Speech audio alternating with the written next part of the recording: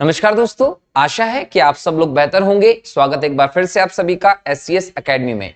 दोस्तों, आज की इस क्लास में हम लोग भारत के इतिहास के एक ऐसे वीर योद्धा के बारे में बात करने वाले हैं जिसने अकबर के उस स्वप्न को कभी पूरा नहीं होने दिया जो उसको लेकर सोचा करता था। वो वीर योद्धा थे दोस्तों, महाराणा प्रताप। जब भी हम महाराणा प्रताप का नाम ही लेते हैं तो हमारा रोंगटे खड़े हो जाते हैं। महाराणा प्रताप हमारे देश के इतिहास में एक ऐसा वीर योद्धा रहा जिसने न केवल अकबर के शिकंजे में आना कबूल किया, बल्कि अपने स्वतंत्रता के लिए, अपनी सम्मान के लिए, अपने साम्राज्य के लिए, अपने देश के लिए निरंतर वो लड़ते चले गए। और अकबर जैसे मुगल सम्राट के सामने भी वो झुके नहीं, इतना कुछ होने के बावजूद। और अंततः अकबर जैसे राजा को, बादशाह को भी महाराणा प्रताप की मृत्यु के समय रोना पड़ गया था, आंसू आ गए थे उसके। तो आज की इस क्लास में हम लोग महाराणा प्रताप के बारे में हम डिटेल में बात करने वाले हैं दोस्तों। और जब हम यहाँ बात कर रहे हैं तो हम लोगों को ये समझना है कि हम लोगों ने पिछले लेक्चर में बात की थी हेमू और अकबर के बारे में। हम लोगों ने देखा कि किस प्रकार से अकबर शासक बना और पानीपत का दूसरा युद्ध हुआ। पानीपत का दूसरा युद्ध हेमू के अगेंस्ट रहा, हेमू की हार हुई और हेमू को मार दिया गया। उसके बाद अकबर का शासन प्रारंभ होता है और अकबर के शासन को हम लोगों ने 3 अलग अलग चरणों में देखा था। पहले हम लोगों ने बात की थी कि अकबर का कैसे संरक्षण का काल रहा। दूसरा हम लोगों ने देखा कि अकबर ने कैसे पेटीकोट शासन या हरम दल के शासन के अधीन राज किया। और तीसरा फिर हम लोगों ने अकबर के स्वतंत्र राज्य को देखा। और अकबर के जब स्वतंत्र शासन को जब हम लोगों ने देखा था तो उसके द्वारा किए गए काम, उसके द्वारा उठाए गए कदम और किस प्रकार से अकबर ने हिंदुओं के प्रति नीति अपनाई, राजपूतों के प्रति नीति अपनाई, उन सब चीजों के बारे में बात की थी। उस दौरान मैंने आप लोगों को कहा था एक युद्ध के बारे में हम बाद में डिटेल में डिस्कशन करेंगे। दोस्तों, वो युद्ध था हल्दी घाटी का युद्ध। हल्दी घाटी का युद्ध जो रहा दोस्तों, इसे भारत की थर्मोपोली भी कहा जाता है। हल्दी घाटी युद्ध 18 जून 1576 को होता है दोस्तों। भारत के थर्मोपोली से कहा जाता है और ये बहुत भीषण युद्ध रहा। लेकिन इस युद्ध के बारे में इतिहासकारों के अलग अलग मत रहे। अगर हम कुछ इतिहासकारों की माने तो उन्होंने कहा कि अकबर जीत गया था, और कुछ इतिहासकार अकबर के पक्ष में ज्यादा निर्णय देते हुए कहते हैं कि इस युद्ध की ना तो जीत हुई, ना ही बोल सकते हैं कि हार हुई, मतलब इसका कोई निर्णय नहीं निकल सका था। तो आज के इस लेक्चर में हम लोग देखेंगे कि हल्दी घाटी के युद्ध में आखिर विजय किसकी हुई थी, अकबर जीता था कि महाराणा प्रताप की सेना ने इस युद्ध में विजय हासिल की थी। सबसे पहले हम यहाँ पर प्रारंभिक जीवन देखते हैं महाराणा प्रताप का। महाराणा प्रताप जो रहे, इनके पिता जो थे वो थे उदय सिंह। उदय सिंह द्वितीय जो रहे ये महाराणा प्रताप के पिता थे। और उदय सिंह द्वितीय के बारे में जब हम बात करते हैं दोस्तों तो याद रखिएगा कि राणा उदय सिंह जो रहे ये राणा सांगा और रानी कर्णावती जो थी इनके पुत्र थे। राणा सांगा रानी कर्णावती के पुत्र उदय सिंह द्वितीय जो थे दोस्तों, ये लगभग हम बात करें 1540 से लेकर 1572 के आसपास मेवाड़ के पूरी गद्दी पर शासन कर रहे थे। कहां पर शासन कर रहे थे? मेवाड़ पर। अब मेवाड़ पर जो इनका शासन था वहां हम लोग देख रहे हैं कि उदय सिंह द्वितीय ने अपने स्वतंत्र शासन को कंटिन्यू रखा। सिसोदिया राजवंश से ये संबंधित थे। कौन से राजवंश से? सिसोदिया राजवंश से संबंधित थे, राजपूत रहे। और सिसोदिया राजवंश की जो परंपरा रही किसी भी शासक की अधीनता न स्वीकार करने की, स्वतंत्र रूप से शासन करने की, अपने मान सम्मान के लिए, आदर्शों के लिए जीवन जीने की, उस प्रकार से राणा उदय सिंह ने भी शासन किया था दोस्तों। राणा उदय सिंह की जो पत्नी रही उनमें हम बात कर सकते हैं कि जयमंता बाई जो थी ये महत्वपूर्ण रही। हालांकि कई शादियां उदय सिंह जी ने की थी और इनकी कई संतानें भी थी। और यहाँ जयमंता बाई और उदय सिंह के यहाँ पर लगभग 9 मई 1540 में एक बालक का जन्म हुआ। ये बालक जो रहा उसका नाम पड़ा दोस्तों राणा प्रताप।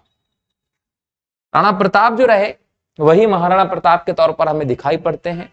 जब रानी जयमंता बाई जो रही उन्होंने महाराणा प्रताप को जन्म दिया तो जो दासी थी वो आकर उदय सिंह को सूचना देती है कुछ इस प्रकार से कि मुबारक हो, शेरनी ने एक शेर को जन्म दिया है। यहीं से हम लोग महाराणा प्रताप की व्यवस्था को देख रहे हैं दोस्तों। लेकिन उदय सिंह जो थे वो मेवाड़ के क्षेत्र पर शासन कर रहे थे, और जब आप मेवाड़ के इस क्षेत्र को देखते हो तो इसमें राजसमंद के क्षेत्र, इसमें भीलवाड़ा के क्षेत्र, इसमें आपको चित्तौड़ का इलाका देखने को मिलता था। चित्तौड़गढ़ के अलावा हम यहाँ देखें दोस्तों तो मध्य प्रदेश के और गुजरात के भी इसमें कुछ क्षेत्र हम लोगों को दिखाई पड़ते हैं। साथ ही साथ इसमें उदयपुर का जो क्षेत्र है वो भी शामिल था। तो ये पूरे के पूरे क्षेत्र मिलाकर बन रही थी मेवाड़ की रियासत पूरी, जहां पर सिसोदिया डायनेस्टी के शासकों का शासन था। और यहाँ उदय सिंह जो थे वो प्रमुख शासक के तौर पर हमें 1540 से 42-72 के बीच में इंपॉर्टेंटली दिखाई पड़ते हैं। कहा जाता है कि राणा प्रताप जो थे वो राणा उदय सिंह की 33वीं संतान थे, 33वीं संतान थे। और यहां यह भी समझना है कि राणा उदय सिंह का जो खास लगाव था, खास लगाव जो रहा है राणा उदय सिंह का, वो उनकी छोटी रानी के साथ था। छोटी रानी के साथ इनका खास लगाव था, छोटी रानी के साथ लगाव था। छोटी रानी का नाम क्या मिलता है? इनका नाम मिलता है दोस्तों धीर बाई भटियाणी। ये इनकी छोटी रानी थी जिनसे इनका खास लगाव था। और कहा जाता है कि राणा प्रताप के जन्म के बाद जयमंता बाई जो रही उनकी माता जी, उनके से विमुख हो गए थे उदय सिंह जी। और कहीं ना कहीं यही चीज हमें दिखाई पड़ती है कि राणा प्रताप का जो लंबा जीवन रहा ये भीलों के साथ गुजरा, विमुख हो गए थे उदय सिंह। और यही वो समय था जब अकबर जो है उसका हम लोगों को उदय देखने को मिलता है, अकबर का उदय देखने को मिलता है। 1542 में अकबर का जन्म होता है और 1556 में अकबर जो होता है वो शासक बनता है। 1562 में अकबर जो है वो स्वतंत्र रूप से शासन करता है। बस यहीं से हम बोल सकते हैं कि अकबर की महत्वाकांक्षाएं साम्राज्य विस्तार की जागती हैं और अकबर साम्राज्य विस्तार के लिए अलग अलग क्षेत्रों पर आक्रमण करना शुरू कर देता है।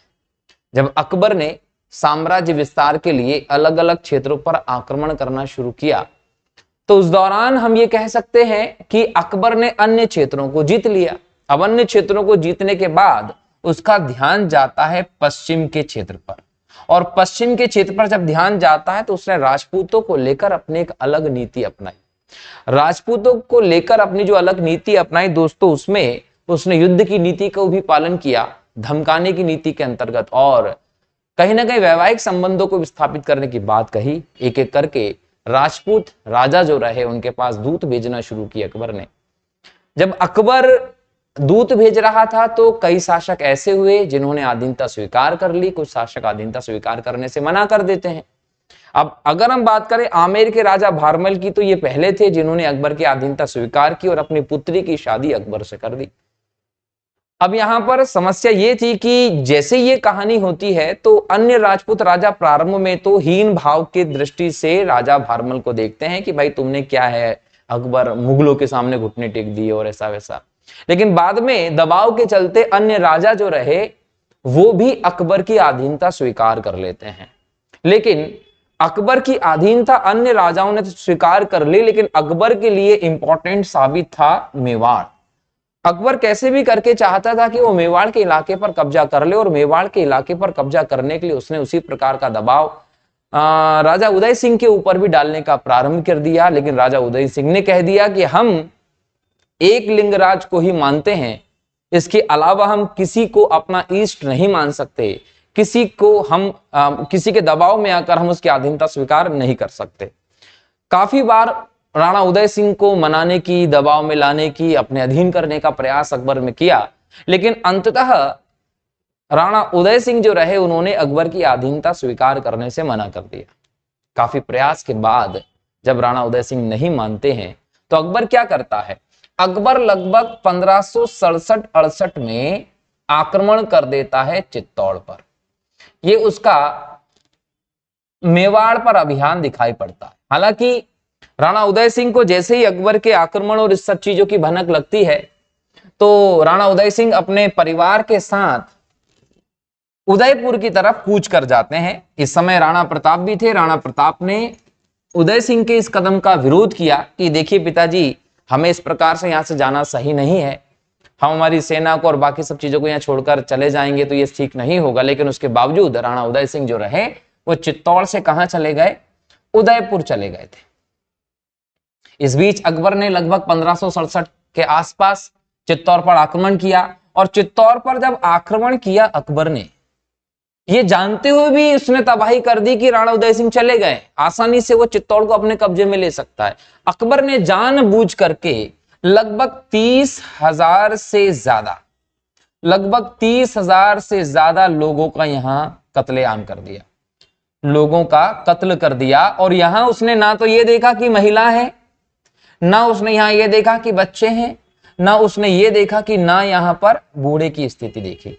बूढ़े, महिला, बच्चे सबको मिलाकर 30,000 से ज्यादा लोगों की, राजपूतों की हत्या कर दी। अब बताइए कि अगर अकबर जैसे शासक को आप महान शासक घोषित करते हैं तो किस आधार पर करते हैं, जिसने चित्तौड़ पर, जहां राणा उदय सिंह पहले ही उदयपुर जा चुके थे, खाली जगह थी, तुम आसानी से उस पर अधिकार कर सकते थे, लेकिन फिर भी अपनी खुन्नस निकालने के लिए 30,000 से ज्यादा राजपूतों का, हिंदुओं का यहां पर कत्लेआम कर दिया, कई सारी जगहों को तबाह कर दिया, पूरे क्षेत्र को लूट लिया। शायद उसने इसलिए किया कि बहुत परेशान हो गया था वो, बार बार दूत भेजे, कोशिश की, चित्तौड़ को हासिल करने में उसको बहुत कठिनाई हुई थी। अब यहां पर राणा उदय सिंह जो है वो उदयपुर क्षेत्र में रहे, अरावली के क्षेत्र से लगातार वो मुगलों से संघर्ष करते चले गए।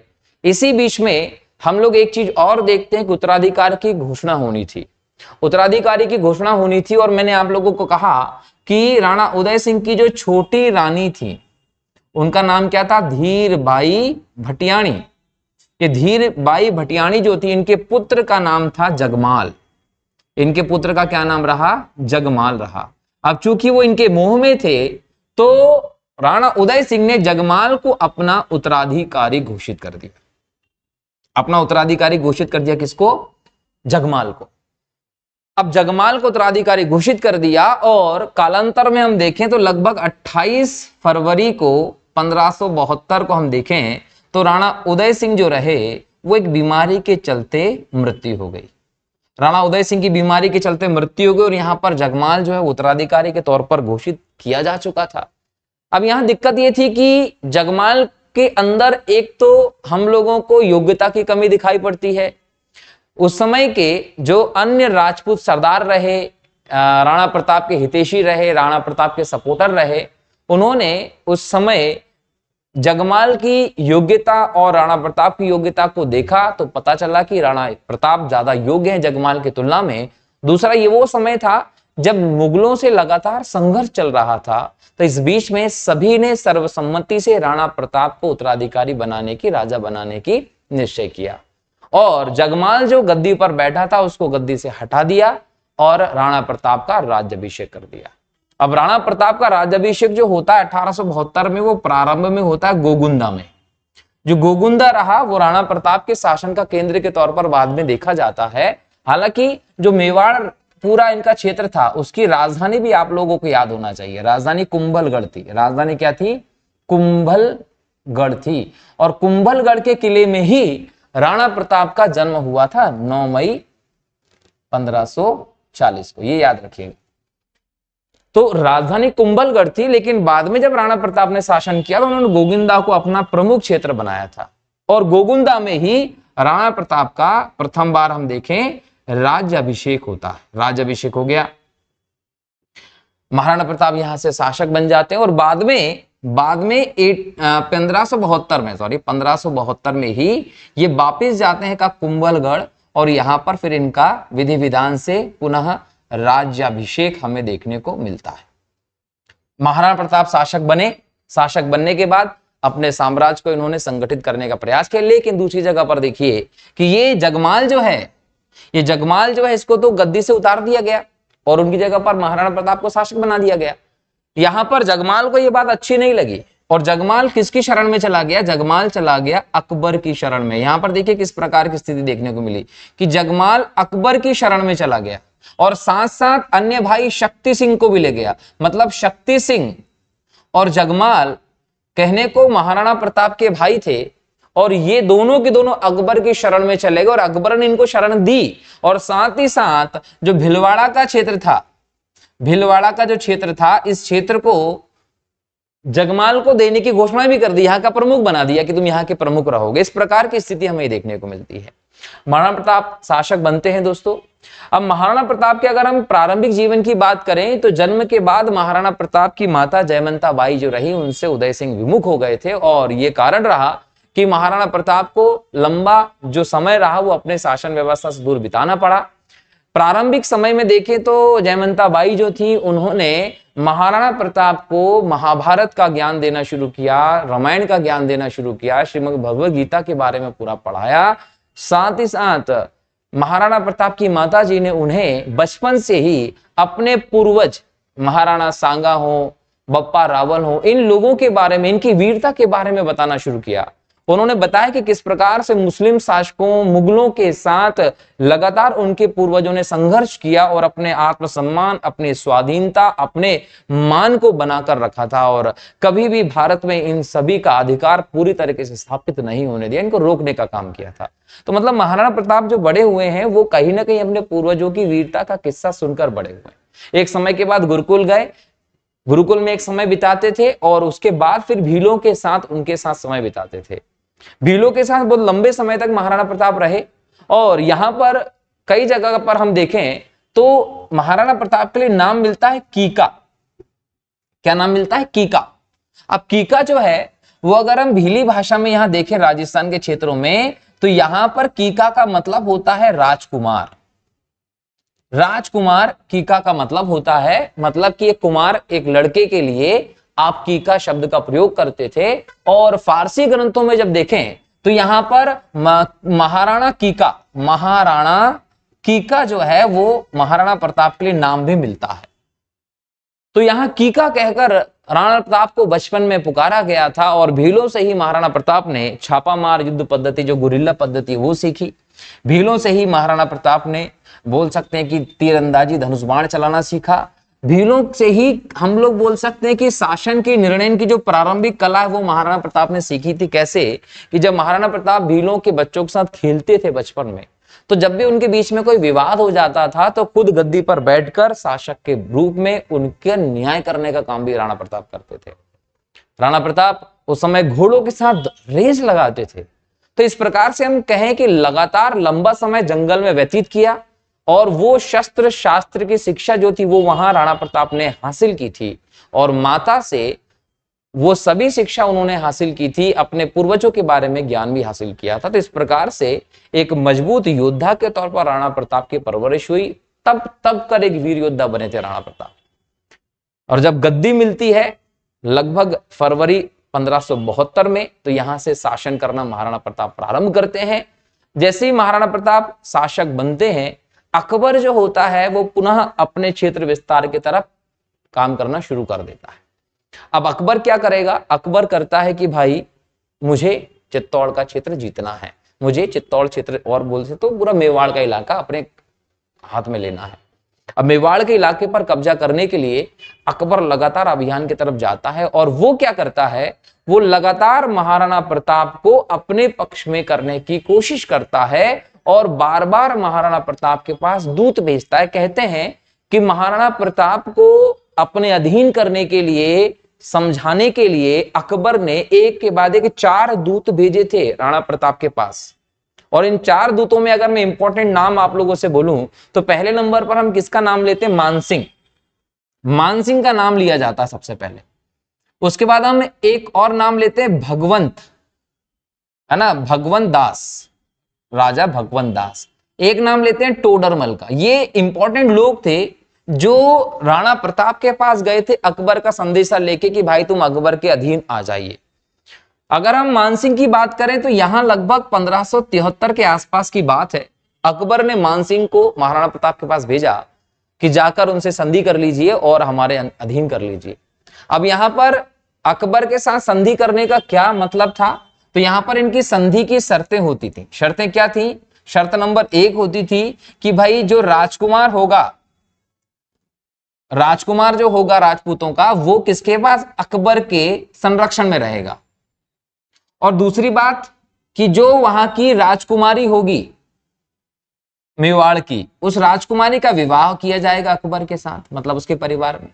तो ये दो शर्तें मानना ही पड़ती थी, तभी आप अधीन हो जाते थे। तो इस प्रकार से वो वैवाहिक वैवाहिक संबंध स्थापित करके अपनी अधीनता स्वीकार करने पर मजबूर कर देता था।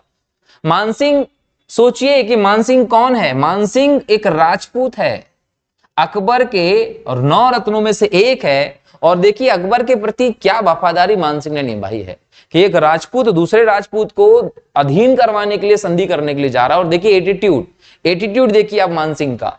एटीट्यूड कुछ इस प्रकार का था कि जब 1573 में मानसिंह अकबर के तरफ से महाराणा प्रताप के पास मिलने जाता है, तो महाराणा प्रताप ने बात करना तो, मिलना तो छोड़ ही दिया। मतलब आप ये कह सकते हैं कि मिलना तो छोड़िए, बात तक नहीं की थी मानसिंह से। राजस्थान में उदय सागर जो झील है, ये जो झील है, इसके किनारे पर ही, इसके पास में ही मानसिंह को ठहराया गया। यहां पर मानसिंह आया और यहां पर राणा प्रताप के बेटे अमर सिंह, राणा प्रताप के पुत्र जो थे अमर सिंह, यहां पर क्या करने लगे, मानसिंह से मिले। अब मानसिंह ने आने के बाद अमर सिंह से कहा कि हमें राणा प्रताप से मिलना है। अमर सिंह ने कहा कि अभी पिताजी की तबीयत खराब है, अभी नहीं मिलेंगे, वेट करिए, इंतजार करिए, इंतजार करिए। ऐसे करते करते कुछ घंटे बीत गए और मानसिंह इंतजारी करता रह गया। बाद में मानसिंह ने कहा कि ये तो तौहीन है हमारी कि हमें बुला लिया और भोज का आयोजन भी किया है, मतलब समझ लीजिए भोजन का आयोजन भी किया है, और महाराणा प्रताप जो है वो मिलने के लिए आए ही नहीं है। मानसिंह ने अमर सिंह को कहा कि अगर राणा प्रताप हमसे नहीं मिलने आ रहे हैं, बात नहीं कर रहे हैं, तो हम इसे हमारी ही नहीं अकबर की तौहीन समझेंगे, उनकी हम लोग बेइज्जती समझेंगे और इसका सीधा मतलब होगा युद्ध भूमि में मिलना। तब अमर सिंह ने बड़ा अच्छा जवाब दिया कि फिर हम तुम्हारा युद्ध भूमि में ही इंतजार करेंगे। भोजन की व्यवस्था थी। मानसिंह ने कहा कि मैं भोजन का अपमान नहीं करूंगा, तो चावल का एक दाना खाकर मानसिंह जो थे वहां से चले गए। बाद में फिर भगवंत दास को भी भेजा, ये गुजरात का शासक हुआ करता था। इसके सामने भी महाराणा प्रताप ने झुकने से मना कर दिया, मानने से मना कर दिया। अंत में टोडरमल जो है वो भी आता है संधि के लिए। टोडरमल राजस्व व्यवस्था देख रहा है अकबर का, और टोडरमल खत्री जाति का व्यक्ति रहा, और अकबर के लिए जो करोड़ी व्यवस्था हो या दहसाला व्यवस्था हो, वो 1580 के आसपास टोडरमल की सहायता से आई थी। तो 9 रत्न में से एक टोडरमल रहा। टोडरमल ने भी महाराणा प्रताप से बातचीत करने का प्रयास किया। महाराणा प्रताप ने इनकी शर्तें मानने से मना कर दिया, बल्कि महाराणा प्रताप ने अपना प्रिय हाथी टोडरमल को उपहार में भी दिया, लेकिन टोडरमल ने उसको स्वीकार नहीं किया था। तो ये चीज रही। एक के बाद एक दूतों को महाराणा प्रताप के पास अकबर ने भेजा, लेकिन महाराणा प्रताप किसी की बातें मानने को तैयार नहीं थे, अधीनता स्वीकार करने के लिए तैयार नहीं थे। अपनी स्वतंत्रता के साथ महाराणा प्रताप ने अपना शासन किया। और फिर वो दिन आया जब लगभग 18 जून की हम बात करें 1576 को, युद्ध की तारीख, युद्ध होना तय था। और अकबर की सेना और महाराणा प्रताप की सेना की हम बात करें दोस्तों, तो इसमें बहुत ज्यादा अंतर था। अंतर कुछ ऐसा था कि 4:1 हम लोगों को सैनिकों की व्यवस्था देखने को मिलती है। बोलने का मतलब, महाराणा का एक सैनिक, महाराणा प्रताप का एक सैनिक, और अकबर के कितने सैनिक, 4 सैनिक। ये अनुपात था। महाराणा प्रताप के एक सैनिक पर अकबर के 4 सैनिक मौजूद थे। महाराणा प्रताप ने कहा कि देखिए, जिस प्रकार की पृष्ठभूमि में युद्ध होगा, हम इस युद्ध को अपने तरीके से लड़ते हैं। और युद्ध का जो स्थान चुना गया वो दोस्तों चुना गया हल्दी घाटी। हल्दी घाटी, ये हल्दी घाटी अरावली में है। अरावली जो पर्वत है, यहां पर एक दर्रा है, हल्दी घाटी का क्षेत्र। इसका नाम हल्दी घाटी क्यों पड़ा? क्योंकि यहाँ की जो मृदा है, जो सॉइल है, वो पीली है हल्दी के भांति, इसलिए इसे हल्दी घाटी कहा गया। ये दर्रा है एक प्रकार का, और यहां से एक साथ 2 गाड़ी भी नहीं गुजर सकती। याद रखिएगा, 2 गाड़ी एक साथ नहीं जा सकती। इस प्रकार की व्यवस्था हम लोगों को यहां देखने को मिलती है। तो इसमें कि ये सेना की जो व्यवस्था है, इसको संतुलित करने के लिए महाराणा प्रताप ने कहा कि हम हल्दी घाटी में युद्ध करेंगे। यहां पर एक और जगह हम लोगों को देखने को मिलती है रक्त तलाई। ये रक्त तलाई जो है, ये क्या है? ये वो मैदान है, वो क्षेत्र जहां पर युद्ध हुआ था, जहां पर वीर योद्धाओं के खून से यहाँ की धरती जो थी वो लथपथ हो गई थी। उस जगह को हम रक्त तलाई के नाम से जानते हैं। तो हल्दी घाटी का क्षेत्र चुना गया। यहां पर एक तरफ से अकबर की सेना आती है और एक तरफ से महाराणा प्रताप की सेना आती है। प्रारंभ में हम देखें यहां पर अगर महाराणा प्रताप की सेना में, तो ये यहां पर इनका लेफ्ट विंग था और ये था राइट विंग। जो इनका लेफ्ट विंग था इसमें इनकी सेना जो थी वो झाला बीदा कथकाठी में महाराणा प्रताप के जैसे ही दिखते थे, याद रखिएगा, झाला बीदा इनके नेतृत्व में उल्टे हाथ की तरफ से। और राइट हैंड साइड में हम देखें तो इनकी सेना का नेतृत्व राम सिंह तंवर, कौन कर रहा है? राम सिंह तंवर, ये ग्वालियर के थे, राम सिंह तंवर, ठीक है। और बीच में जो पूरा सेक्टर रहा यहां पर राणा प्रताप कहां बीच से सेना का नेतृत्व कर रहे थे अपने घोड़े चेतक के साथ। अब यहां पर एक और इनकी सेना का जो मुख्य सेनापति के तौर पर हम लोग देख रहे हैं, उसमें हम लोग हाकिम खां को देखते हैं दोस्तों। हाकिम खां यहां पर नेतृत्व के तौर पर हमें दिखाई पड़ता है। वहीं दूसरी तरफ अगर हम बात करें सामने से अकबर की जो सेना रही, अकबर की सेना जो रही, इसका जो नेतृत्व किया है वो नेतृत्वकर्ता कौन है? मान सिंह। अब समझ लीजिए कि यहां पर मुस्लिम नेतृत्व कर रहा है और यहां पर मान सिंह। वैसे तो मुख्य नेतृत्वकर्ता महाराणा प्रताप खुद रहे अपने चेतक के साथ, लेकिन एक तरफ मुस्लिम दिखा और एक तरफ हिंदू। मतलब ये हम कहें तो हिंदू और मुसलमान के बीच में युद्ध की तो बात ही नहीं है, यहां बात अपने सम्मान की, अपनी स्वतंत्रता की, अपने प्रतिष्ठा की है। मानसिंह जैसा व्यक्ति जो होता है वो अकबर की तरफ से लड़ने का काम कर रहा है, हकीम खां राणा प्रताप की तरफ से लड़ रहे हैं। राणा प्रताप अपने चेतक के साथ आते हैं, झाला बीदा लेफ्ट हैंड साइड से सेना का नेतृत्व करते हैं, Ram Singh Tanwar right hand side से सेना का नेतृत्व करते हैं और भीषण यहां युद्ध होता है। प्रारंभ में राणा प्रताप की जो सेना रही वो पहाड़ी क्षेत्र में थी, और जब भी पहाड़ी क्षेत्र में किसी की सेना होती है तो ये मान लीजिए उसको बहुत फायदा होने वाला होता है। अकबर की सेना जैसे ही आती है तो यहां पर आपको देखने को मिलेगा कि राणा की सेना अकबर की सेना को पीछे हटने पर मजबूर कर देती है। कुछ इस प्रकार का सीन होता है, अकबर के सैनिकों में भगदड़ मच जाती है और वो भागने लगते हैं पीछे की तरफ। अब महाराणा प्रताप इस स्थिति का लाभ उठाना चाहते हैं। महाराणा प्रताप ने अपनी सेना को पहाड़ी से नीचे उतरकर अकबर की सेना को और दूर तक खदेड़ने और मारकर भेजने का आदेश दे दिया। राम सिंह यहां कहते हैं कि देखिए राणा, ये थोड़ा सा हमारे लिए कठिन होगा क्योंकि अभी हम पहाड़ी क्षेत्र में हैं, यहां से अगर उतर के हम मैदानी क्षेत्र में जाते हैं तो ऐसे में हमारी सेना की स्थिति बदल सकती है। वहां अकबर की सेना हमारे सैनिकों की तुलना में ज्यादा है, अकबर के 4 सैनिक हैं हमारे 1 सैनिक पर, मतलब सोच लीजिए कितना ज्यादा सेना उनकी ज्यादा है। लेकिन महाराणा प्रताप ने कहा कि एक्शन तो लेना पड़ेगा और महाराणा प्रताप ने अपनी एक सेना की टुकड़ी को यहां से आदेश दिया कि जाइए और आगे जाके लड़ना है। और इस युद्ध में यहां पर झड़प जो होती है वो थोड़ी सी अलग हो जाती है। अकबर के सैनिक कुछ समय तक भारी दिखाई पड़ते हैं। महाराणा प्रताप तीर के साथ, अपने भाले के साथ, अपनी भारी तलवार के साथ लगातार युद्ध में लगे हुए हैं। भीषण युद्ध चलता है दोस्तों। एक तरीके से देखा जाए तो एक समय अकबर की सेना कुछ भारी रही, लगातार महाराणा प्रताप की सेना अकबर की सेना पर भारी थी ही। यहां कंडीशन ये आ गई थी कि अकबर की सेना को बहुत पीछे तक राणा प्रताप ने खदेड़ लिया था और यहां पर यह एहसास हो गया था कि कहीं ना कहीं अब हम लोग जीत जाएंगे। तभी चेतक अपने दोनों पैरों से मानसिंह हाथी पर बैठा था, मानसिंह के हाथी पर प्रहार करता है।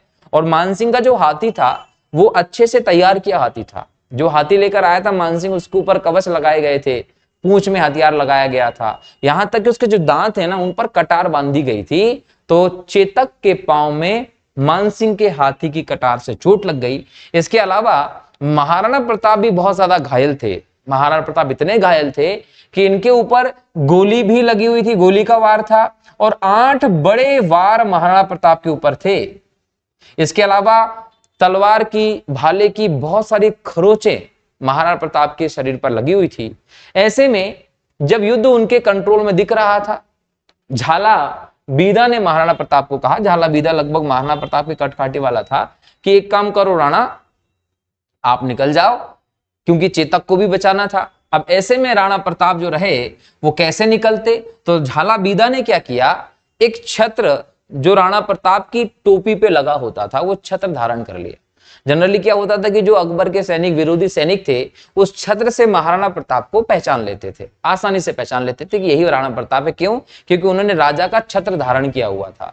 तो जो बीदा रहा, झाला बीदा, इसने क्या किया, वो छत्र धारण कर लिया और राणा प्रताप चेतक के साथ क्षेत्र से निकलकर जंगलों की तरफ चले गए।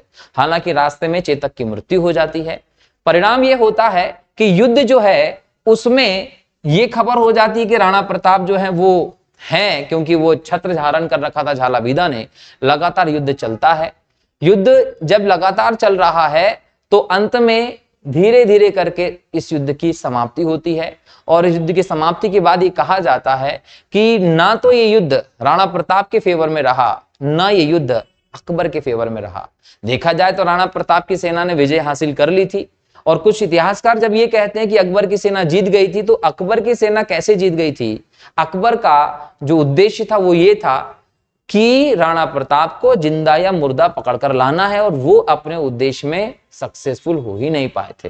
तो अंततः हम ये कहते हैं कि धीरे धीरे युद्ध समाप्त हुआ और अकबर के पक्ष में भी युद्ध नहीं रहा और महाराणा प्रताप के पक्ष में भी युद्ध नहीं रहा, ये याद रखना है। हालांकि जब महाराणा प्रताप चले गए, झाला बीदा शहीद हो गए, उसके बाद अकबर ने क्या किया कि सब जगहों पर बहुत ज्यादा पाबंदी और चीजें स्थापित कर दी।